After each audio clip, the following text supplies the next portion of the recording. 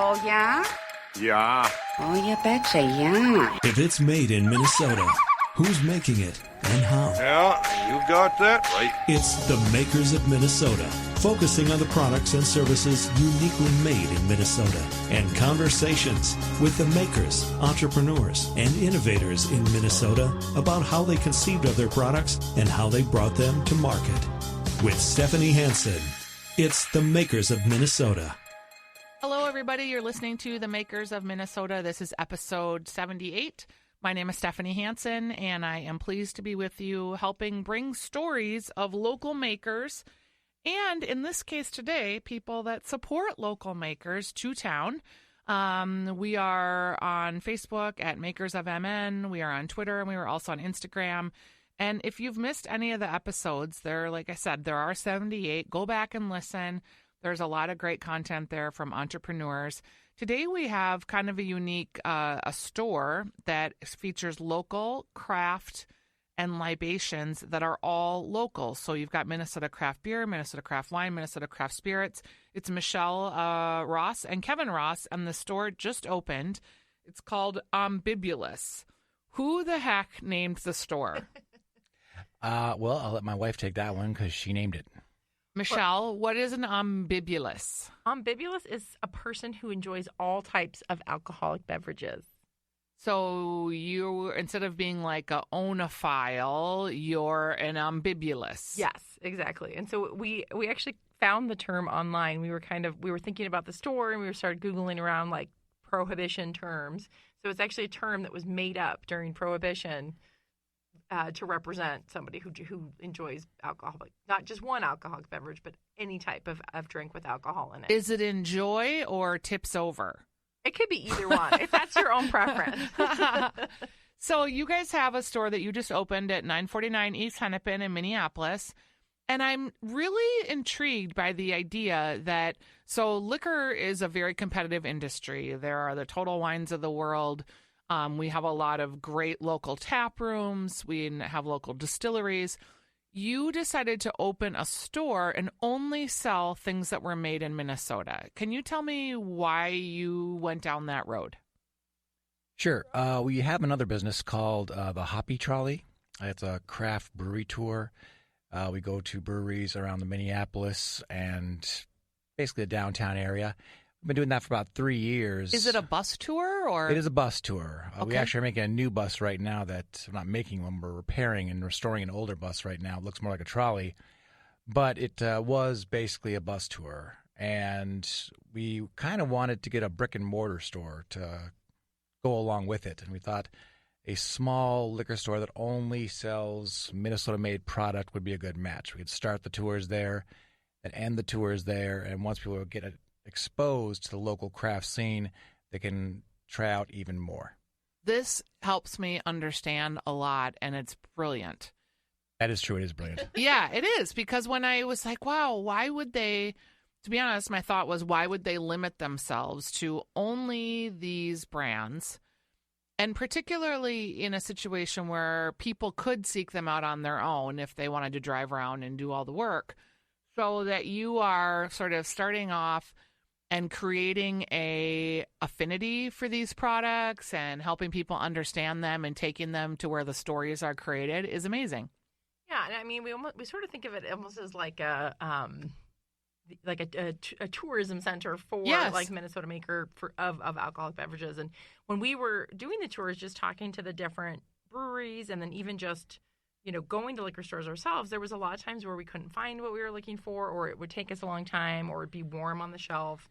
And we just, through that, really thought that having a store that was just dedicated to Minnesota liquor would be just a really nice way to kind of pay tribute to all of those makers and make it easier for us to shop for the things that we like. that you like. And it's Hoppy Trail is the name of the... No, that is wrong. It's Hoppy Trolley. Hoppy Trolley. Okay, I knew I was getting that wrong. Yes, you were. I had to get up at 4 a.m. this morning, so I'm a little... Well, I got up at 3:30, so No, sloppy. Did you really? No. Well, I did. I think I did get up at 3:30 briefly to take care of the twins, but then. Do you have twins on top of just having opened a store? Yeah, we're insane. We have 4-year-old twins and 2 businesses. Okay. Wow. So there's that. Congratulations on the store. How did you find your location? Being in Northeast, I would assume, was quite a windfall. Yeah, absolutely. I mean, we've been thinking about the concept for about a year and then kind of actively looking for a spot for about 6 months. And we don't really like to leave Northeast, so we were very excited that we were able to find something in North. No, I'm just kidding. But do you live in Northeast too? Do. Yeah, we do. So we were looking at lots of different locations, and we literally were driving by this spot when it became open again for lease, and it just all sort of fell into place really quickly. What was your experience before starting the Hoppy Trolley? Like, what were you doing? Michelle was I guess. Yeah, so I mean, you should explain your background. I can't really. Well, your background's more applicable. So Kevin's been a tour guide in the city for over 10 years, so it was a really good fit for his experience. And my background is more like environmental planning and environmental sustainability. And that sort of thing. And one day we were driving home together, and I was complaining about making money for everybody else. And Michelle said we should start our own tour company. And I said I was tired, so I said, "Fine, what?" Well, there's a lot of breweries. Let's do a brewery tour. I said, fine, let's do it. Forgetting who my wife was for a second, and 2 weeks later, we had a bus. And 4 weeks after that, we had our first tour. So, and you were doing tours I was working for Segway Tours. I worked for a company called Taste Twin Cities. Yeah. With Taste Twin Cities, I partnered with the Pedal Pub. Yep. And I had a lot of experience designing tours, giving them, training people. So it was just an easy transition for me. I've never met anyone that was a professional tour guide before, which I would say that you qualify as. I think so. So did you fall into that, or how does Very that become much the so. business that you wanted to be in? We had just moved back from California. That's where my wife Michelle's from, Northern California, a town called Petaluma. And we just gotten back, and I needed a job. And I believe it was on Craigslist. I saw an ad for Segway tour guides. And I said to myself, that is just weird enough for me to enjoy. So that's how it all started. And I basically learned everything about being a tour guide since then. I love it. Do you know how many people you guys tour through your other business? Through the Hoppy Trolley? We average anywhere from 20 to 60 people a weekend. Okay, that's amazing. It just depends on the time of year and how busy we are. You know what I love? I love that the laws about breweries got changed and the cascading effect it has had and how many businesses it has spawned. We heard that there's 100 applications for new breweries in Minnesota this year and 50 applications for new distilleries? Yeah, that's crazy because aren't there already 140 breweries? 175, I believe, statewide. Yeah, it's getting close to be 175. And do we know what the distillery number is? There's about 45, and Around then there's over 60 wineries as well.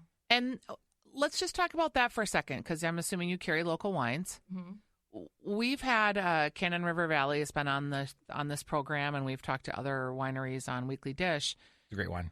They're very it's sort of upsetting for these local winemakers that we have this great beer culture, we've developed this distilling culture, and here are these people that are growing these amazing grapes. The horticulture of grape growing has really advanced, and yet they can't get a local movement going in any significant way for people to drink local wine. Why do you think that is?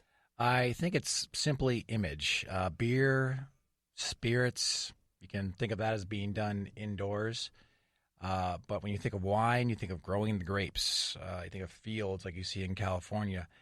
People just don't know that Minnesota for the past over 20 years has been working with the University of Minnesota to develop grapes that can survive the winter and make some really solid wine. So I think it's just a matter of exposing people to what the wineries have to offer, and hopefully our store can be a big help in doing just that. Are there local wineries? And this is maybe a loaded question because you're going to be like, is it like saying you like one child and not the other child? But I definitely like one of my children better than the other. My parents did too. They just never told us until we were older. Fight for my love, kids. Fight for my love. Oh, I love this about you. Kevin, you might also be a comedian in your other life. Have you ever done stand-up? You're very funny. A couple times, yeah. Okay. Is there a local wine that you would love to have people come into your store and ask for? Well, I mean, You're more the wine grew drinker up than I am. on the West Coast and in wine country. Yeah. Sure. So I thought I was going to be a little bit biased and not enjoy the Minnesota. I'm exactly the same as most people in Minnesota. I haven't really experienced too much in Minnesota wine, and these wineries have come in and just totally blown our minds. Like they're Cannon River is amazing. Yeah. They just the way they work with the Minnesota grapes to really give some amazing flavor profiles. They just do a nice variety of wines that really can. I mean, I don't want to say they mimic some West Coast wines, but they really are Have a good similar introduction. profile, yeah. Very similar profiles, and they're a nice introduction for people who are more familiar with West Coast wines to, or even European wines, to then kind of maybe make more of a transition to some of the more Minnesota traditional, or not traditional, but there's no real traditional, but just that the more earthy Minnesota wines. But St. Croix Vineyards also, they do a great job. Those probably are the two oldest wineries. That might be part of why they do such a nice job of kind of balancing that out. Burr Vineyards is another one. They're up pretty far north, and we're the only store in the Twin Cities that actually carries them, so that's kind of fun. Feisty, are they? That's Cannon River. Cannon River, okay. Yeah, those feisty red, Very popular, pink. Yeah, people really white. like those. Yeah. And I had a lady come in the store on Sunday, and she said, "Do you have Barefoot?" I said, "No, we're only Minnesota wines." And she said, "Thank you," and she was ready to leave. But I said to her, "Well, I can find you something you'll enjoy just as much as that." And within 5 minutes, I found her a bottle. She liked it, and she bought it and left. Oh, that is such a weird thing that someone would be like, "Oh, okay, you don't have Barefoot wines. I need to leave." Yeah, well, I think that's an instinct for people. They come into a liquor store, and they're looking for one specific thing. And if they don't have it, they leave. In our liquor stores, we want it to be a place where you come in, you don't even know what you want. Yeah. You're gonna discover something new, hopefully, that you love. And give them a good experience so that they come back because really it's all about exploring your palate, right? And people are embarrassed.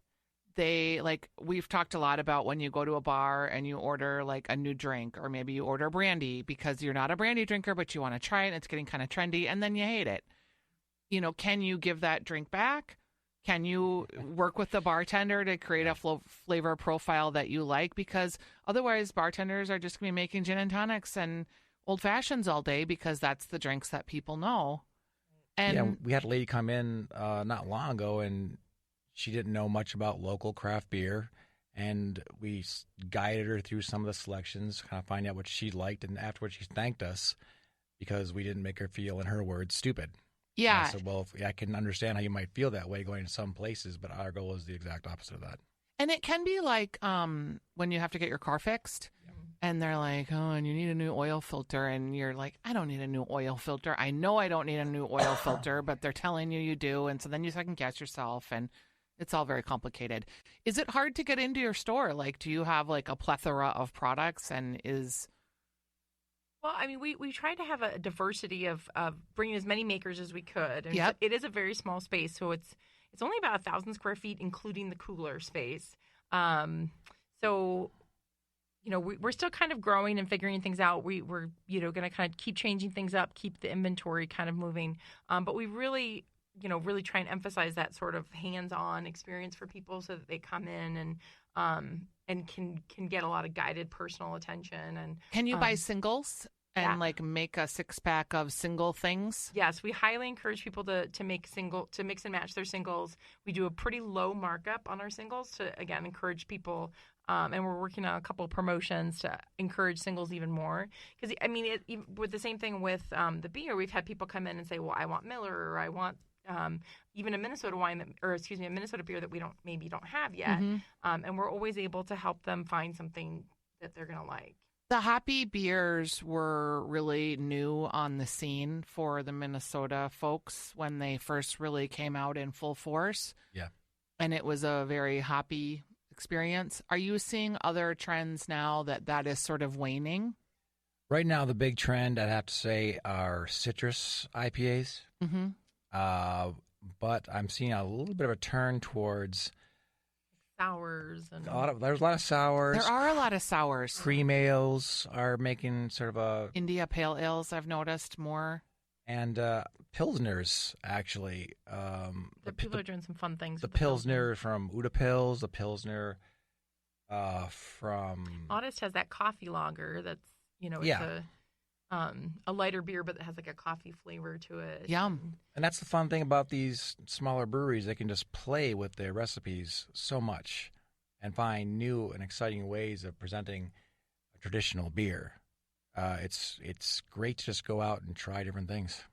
I think with the hoppiness too, they seem to be able to like balance them a lot more. Like I think when it first started, it was like so hop heavy that it was like you really had to really enjoy hops, and they were really bitter. And now they're a lot more nuanced. And we have people come into the store who say they don't like hoppy beers, and we're like, well, you might like this one because maybe it's a different type of hop, or it's a little bit more. Or fresh hops has been more trendy. Yes, yeah. We have who was doing. I forget who's doing that. 56 was using wet hops.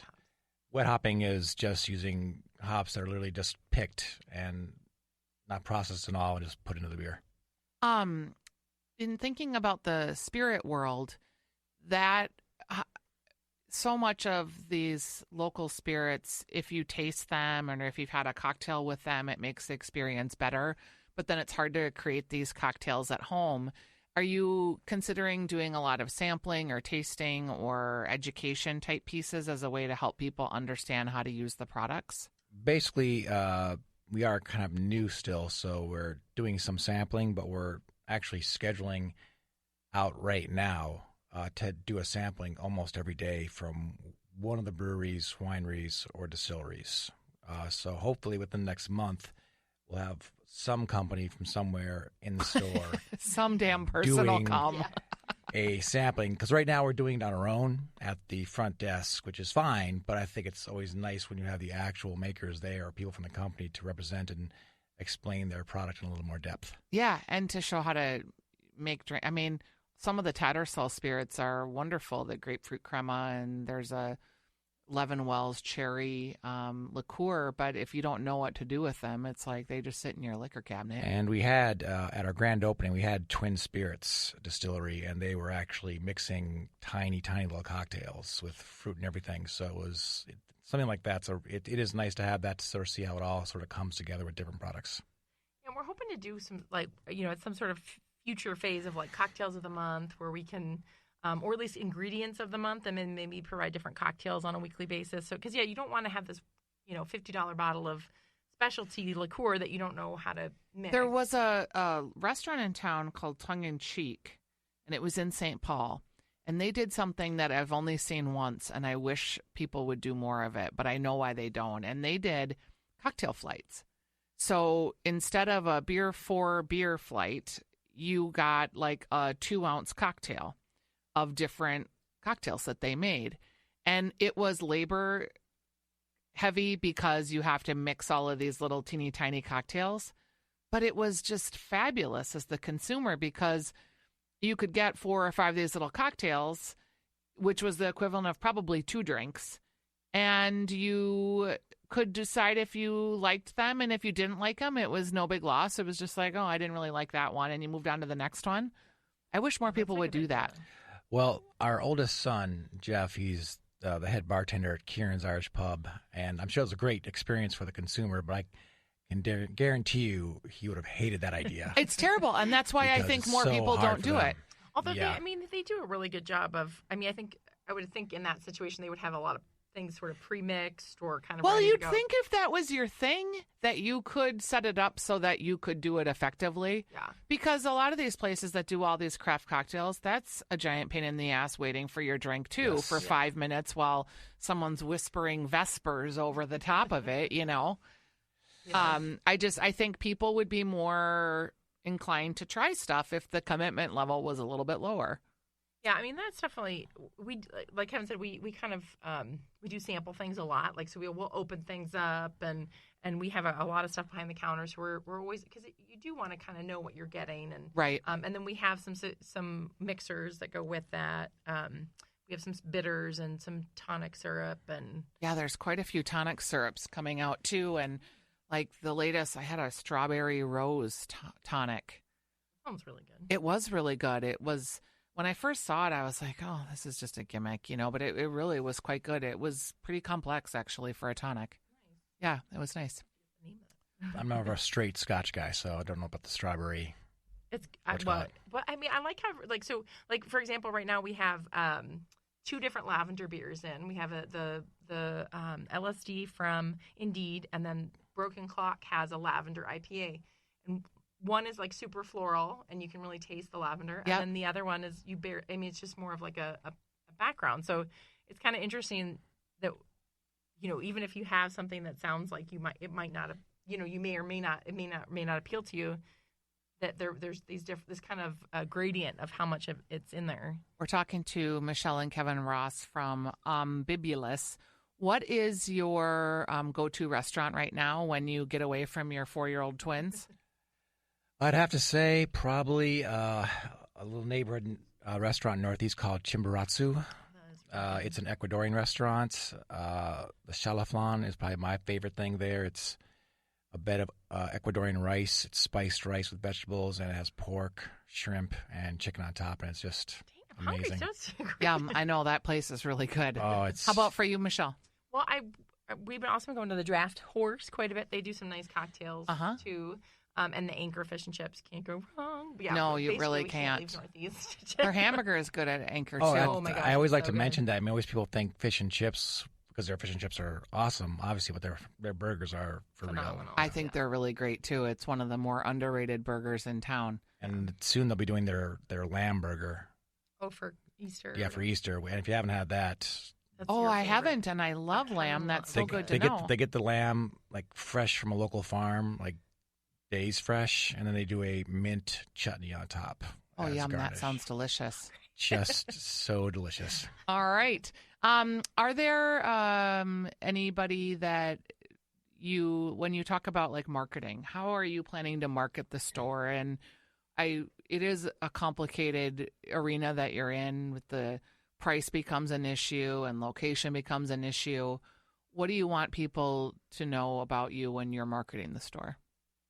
Well, I think so our name sounds pretentious, I guess, a little bit, but ultimately we're not. We're just giant dorks, and we just really love, the beer and all these amazing makers who are also giant dorks, and it is kind of a giant dork fest if you really get to know people. Oh my God! So I mean, who else can be alien in this conversation? No, I think they're all self-proclaimed dorks. I mean, a lot of them are like home brewers and engineers, and they all have had former lives as doing something else.